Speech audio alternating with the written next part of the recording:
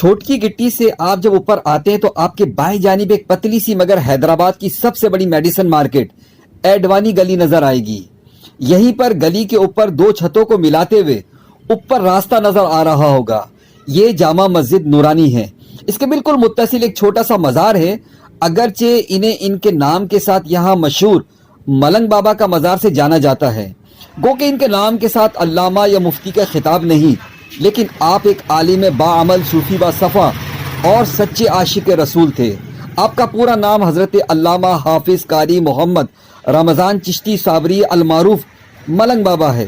2012 میں آپ کا 90 سال کی عمر میں وصال ہوا۔